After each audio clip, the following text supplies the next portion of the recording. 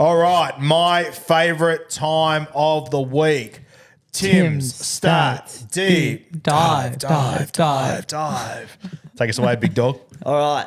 Mulitalo, Ito, Cronulla Sharks, left edge. I think we're about to go on a little bit of a myth-busting journey. Yeah. It was actually another alert Playbook listener who flagged it to me last week, talking about Mulitalo, and all the talk was that with Trindle out, he scored poorly, and the run of tries that he went so hard on early in the season went flat. Yeah. And they said, well, it's also coincided with KL Iro. So then you're sort of thinking going, I mean, he scored 41 on the weekend with a try assist against the Doggies. Granted, it was in wet conditions, but so I had a bit of a look into Mulitalo and Iro together. So when Iro came into the team round 4, Mulitalo scored 3 straight doubles. 3 games, 3 doubles. I haven't gone back and looked at the exact tries, whether Iro had an involved in it or how it all worked, but since then, 2 tries in 9 games. So it's not, the stats don't enormously back up either argument, because you could say, all right, he's gone on a bit of a try-scoring drought, but that happens to the best in the game. Or you could say, yeah, a few early, but maybe Iro is bringing down Mulitalo in terms of his try-scoring and line breaks and all that sort of stuff. How do you see it? Because he's still a very popular buy at his price. Yeah, at his price, he's very popular. Mate, the one way that I'm just looking at, I'm just on NRL stats and just having a look at Iro, and yeah, like 2 stats you can see throughout the entire year is 1, receipts, it's the amount of touches of football, and then the other one you can see is total run meters. So, you know, when you have a look at the season of Iro, he's only had 3 line breaks. So he's not gaining huge meters outside of just his straight hit up. So if you have a look, essentially all of his run meters every single week line up directly with being a 10-meter run for every single receipt he's had. Maybe there is something in him not really passing that football. Maybe we just haven't picked up on it. It's something that, like, watching him in reserve grade, he's got a really nice passing game. He's played a lot of fullback. But, mate, I think as well, I think Iro's come into this side and gone, okay, I'm replacing Sifatalico, who runs for more metres than anyone in this competition. Maybe he is just putting it under the wing and going, I'm just going to take him on. Which is bizarre that Iro has had so few attacking stats this year, but maybe he's just, I said, tucking it and just going and not tipping on to Mulitalo. And, you know, the bigger problem could be the loss of Sifatalico, because Sifa, his soft hands, those tip-ons were sublime, and his ability to attract defenders there. So, yeah, it's just funny because Mulitalo is one that I'm keen on. I'd like to buy, but I'm sitting here going, well, over the last 2 months, he hasn't really, he's cheap for a reason. And I think that's the big thing. He is cheap for a reason. And I just had a look at Iro's stats. Like, he's only had 3 try assists this year, right? Which I would imagine Talakai had a lot more than that to start the season. Just having a look at the numbers now. No, I was wrong. Ignore that. But yeah, I think it probably has more to do with Iro than it has to do with Trindle. I think Trindle might have been a little bit of a scapegoat there. Keeping in mind though, like the way Supercoach does its try assist, like if Nico or Trindle or whoever it is sweep, tip on to Talakai who tips on, Talakai's not getting the try assist, so it's yeah, worth noting. So yeah, an interesting one there. Mulitalo hasn't really piqued my interest, if I'm being completely honest with you. Has or hasn't? Hasn't really. Well, he's now amongst top 10% overall, 37% ownership. That's probably only going to grow by the end of this week. 469K. In no way in the world is it a bad buy, because their draw is very soft. They have the round 20 buy, but they play next week, so you're not going to go wrong. But there could be some low scores in him, especially if the Sharks do fall off a cliff a little bit. I don't think it'll happen, but it could. So yeah, I'm just going to sit on my hands a little bit with Ronnie at the moment, I think. I'm not going to get, I don't know if you'd call it an antipod play. He's probably not owned by enough to call it an antipod. Or is it? What do you think? 37% pretty high. Okay. I'd call it. Yeah, for sure. I'm not going to go him. And mate, I've already, as I said, that round 20 buy is looming for me, and I've got a lot of Sharks. My boy Jesse Raymond owned by 0.6% of the top 10%. Very nice. You know, there's only 4 teams in the top 1,000 that have him. He's a proper Potterella, Jesse Raymond. We call those ones. Super pod. Okay, interesting chat about the Sharkies there. Olakau'atu, he has caught my attention, mate. I am keeping a very close eye on him. I think a lot of people will go to Keon. I think a lot of people will be looking to buy Angus Crichton. Some still need Fafita. Olakau'atu's caught my attention, especially if Turbo's playing right side, like you're saying. Yep. I was going to buy him this week. Yep. But now that I've probably lost like Fletcher Sharp for next week, I can't remember off the top of my head, but I may have lost another one for next week as well. I'm just a little bit conscious of numbers there. I do want to have a full team on deck, and I should be fine. But originally I was thinking I'd get Olakau'atu in at a bargain rate, $598K. So he's bottomed out after that 13-point game against Penrith a few weeks back where he got injured. Disregarding that game, he's averaging 75.45 this season. In those games, he's averaging 5.1 tackle bust per game. Probably won't play great minutes in Origin barring injury, so should be backing up fine in round 20. I think he's a steal, mate. I think the question is more when, not if. Yeah, when. Yeah, I agree. Yeah, I will be buying him at some point over the next few weeks. I want to watch Keon this week. I want to see what he does. And then after that, round 19, after Origin, Olakau'atu is going to be on my radar big time. Yeah, I'm thinking lock and load round 20. I'm not against anyone picking up this week. Just be conscious of numbers next week. I'm sort of, the way I'm sitting at the moment, Timmy, I'm thinking I might sit on my hands this week. And I'm thinking after round 19, I might use my last boost there. I've had, since the start of the season, that flagged as my boost week. Yeah.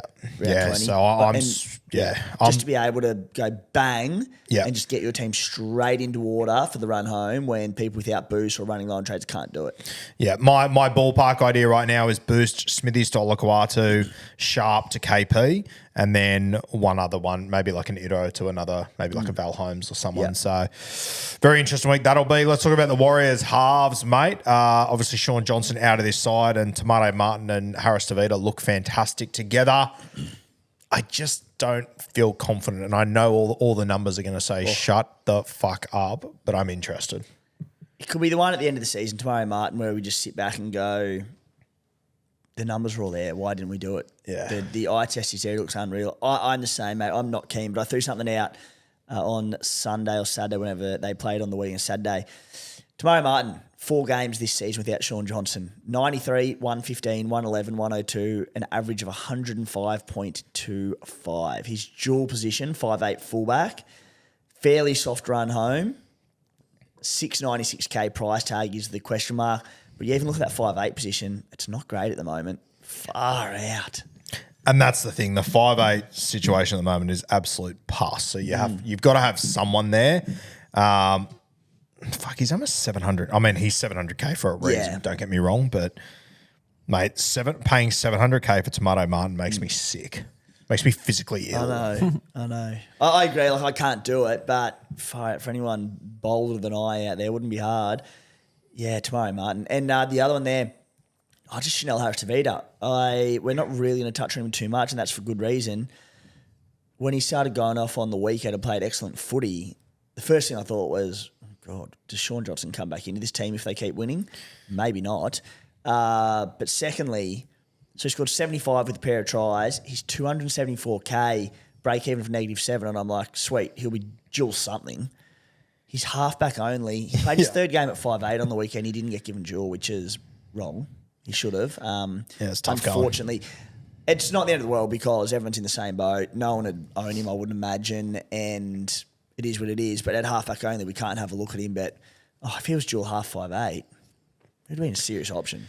Yeah, the other tough thing is that the Warriors don't play round 19, and pretty much all of our halves that most of us have do play round 19. Yeah. Which makes it difficult. But yeah, definitely one to talk about. Bradman Best bounced back on the weekend with a huge performance, gets Kalen Ponga back in there now. Talk to me. Yeah, one of the most popular trade-ins this week. We had a bit of a chat about him on the podcast last night, so keen to get your thoughts. I'll rattle off a few numbers. I'm not overly keen. Like, he scored 130 on the weekend. He's already had a 127 against the Tigers earlier in the year. He's averaging 62. Like, he has a base of 37, which is excellent. He's had 4 scores under 40 in 12 games. Again, that's not like terrible. He's at the end of the day, he's a centre. It happens. Yeah. But he's never really been a Supercoach gun. I think if you're getting him in, you're probably getting him for the season. Yeah, I'm just not convinced. I think the man is the bloke outside him. That's Greg Marju. What do you reckon? I'll tell you what, I love the Knights run home. Yeah. I've already got Marju. I'll be buying KP soon. I can see a world where for the run home of Tigers, Sharks, Souths, Titans, Dolphins, I stack that Knights left edge. Still got Kaipi's Paul at the moment too. But I don't mind it. It's not something I'll be doing this week. So break saying even that he at plays 5. 19. Fuck. Yeah, he's got to break even at 5. So if you're going to do it, I think this is the week. Yeah, we'll talk about it soon, Timmy, but I've been I can't see a knockout option to swap Joey Manu to this week. Bradman Best might just fit the bill. So for here are me. his numbers last year. They went on a 9-game winning streak, I think it was from memory. And I'll read through his numbers there where the Knights were just on an absolute tear with Kalen Ponga. It was untouchable.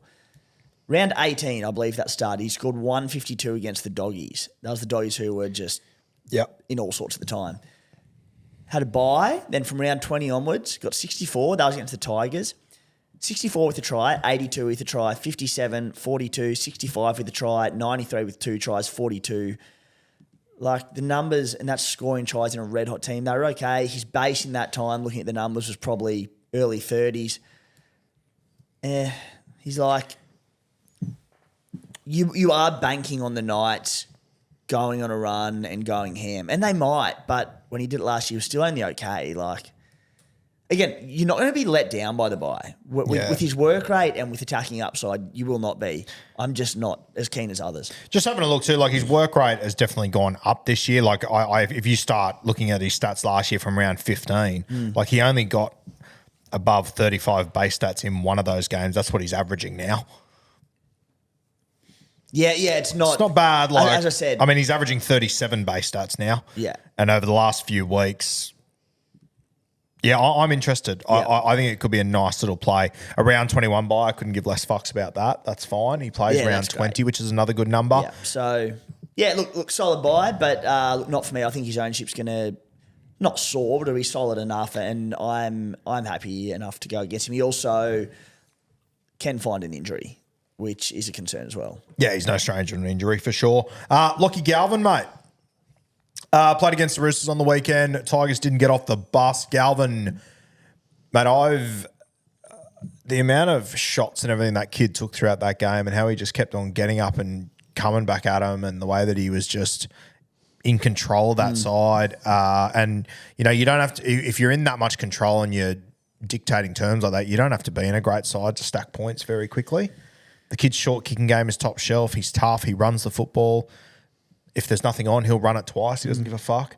There's a lot of things to like about Galvin. Attitude-wise, he's got Origin written all over him in the future. Like, he's so impressive. They were absolutely blown off the park in this, the Tigers, as they should against a ruthless Roosters side.